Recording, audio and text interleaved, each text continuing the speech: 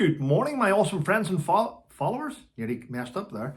Good morning, my awesome friends and followers of this wonderful YouTube channel. And to the members, thank you. Let's keep moving in a direction of no bullshittery and transparency. Yes, the last few days have been chock-a-block, as my dad used to say. Chock-a-block, completely chock-a-block. Anyway, I've been inundated with requests to go on different things. And I'm not doing what I did a couple of years ago, where I jumped at every interview. No.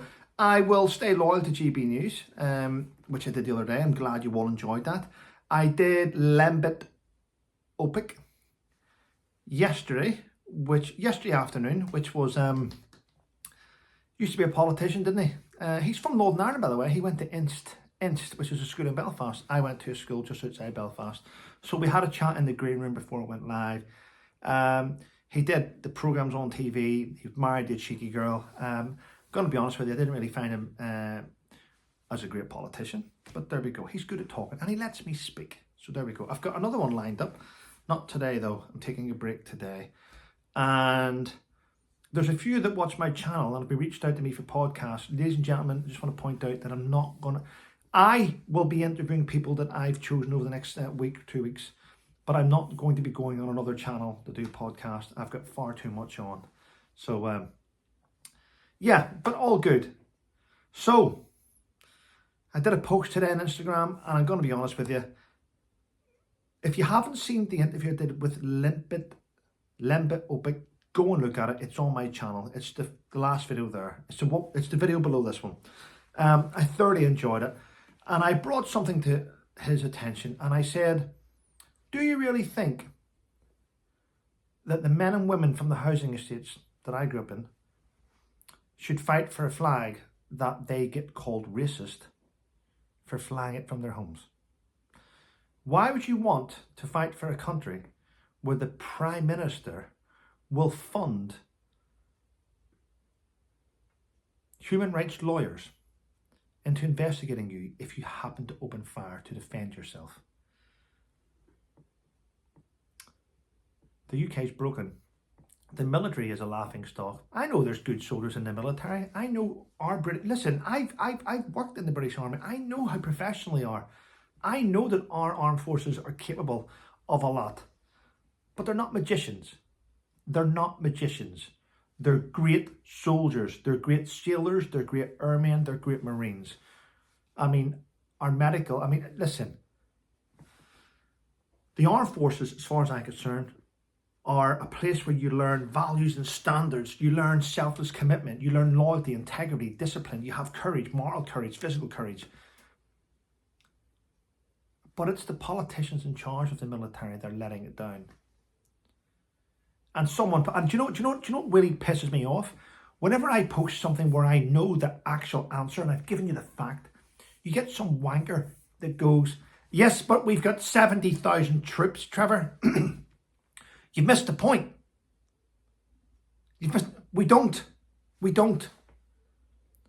Let me explain this for the retards amongst us. We may have 74,000 in the British Army, but that's chefs, signallers, medics, dog handlers, searchers, engineers. When it comes to the troops that go through the gate to fight, the troops with the guns that go at the enemy, we've only 49 battalions of infantry. And if they were fully manned, I keep telling people, because people seem to be so stupid, they can't think. But it says 74,000. Oh, fuck me. Use your brain. The troops that fight and go through and kill the enemy, there's only 24,500 of them. That's it. The British Army, 24,500. That's it. Oh, unless you call up reserves, people that work in ordinary jobs that have signed up to the Territorial Army, then you can bring them in. But they'll need time to train. And it is what it is, honestly. And the people that comment, you go to comment back and it goes, you cannot speak to this person, you cannot send them a message. So they're happy to comment on your shit, but they don't want you to respond. They're the arseholes in society. Yeah. But there's something worse happening now. And it's nothing to do with the Ukraine side of things. It's to do with Israel and Hamas. I'm not going to say Israel and Palestine. Hamas. Hamas are now preparing to hand over some of the hostages. They're going to hand over a woman called Shiri and her 2 children, Ariel and Keir. They're handing over the bodies of the bodies of a woman and 2 children.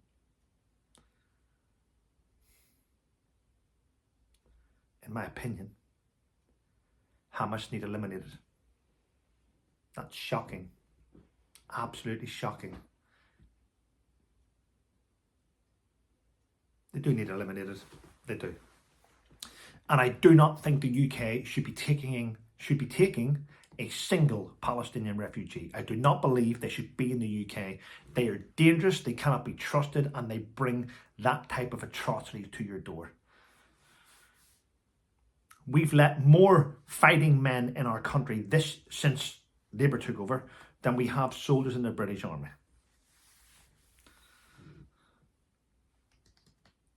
Shocking. Our own Prime Minister is now calling Zelensky, he's calling Zelensky the new Churchill? Really? Really? A comedian turned politician turned multi-millionaire who's lost over 100 billion of he's lost. How can you lose 100 billion when you're giving it to defend your country from Russia? How do you lose that? I'd like to see the Assets Recovery Agency look into him. I'd like to see him audited. I'd like to find out why he's got several houses now dotted across the globe. Where do he get the money for them? Check the Swiss bank account. Check him. And listen, you know where I'm going with this. Just check him. I don't support Putin, by the way. I think he's a dictator, and I think what he's doing is wrong. But I'm seeing the same type of thing from the EU and leaders. I'm seeing a weak Prime Minister that we have. Weak. Backbone. Can't say the word beginning with C, because that's what we probably need in the UK. We need to fix our government, don't we? Oh well. Anyway, let's go back to the BBC and sexual predatory. Yes, it's ripe again. This time it's came out a different way. Wasn't expecting this. Ready? A top female rugby league pundit who works for the BBC and Sky News has been charged with sexual assault. Her name is Danica Prilim.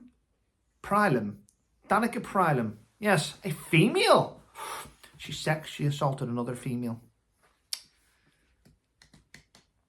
To be fair, she played rugby league. I didn't think she would have sexually assaulted a bloke. It's just stereotype in my head. You may not like that, but that's how it is. Yeah. So she's been charged with it. Wonder if she'll lose her job at the BBC. Or will she get promoted? Because that's where they hide. In my opinion. And under Angela Rayner. Angela Rayner is the Deputy Prime Minister, is she not? Under her Deputy Premiership, she's changed the rights for workers. You may think that's a good thing, but it has resulted in 1/3 of all businesses in the UK reducing their staff levels. So well done. Labour again. Labour again. It's not looking good, is it, in the UK? It's a shithole, actually.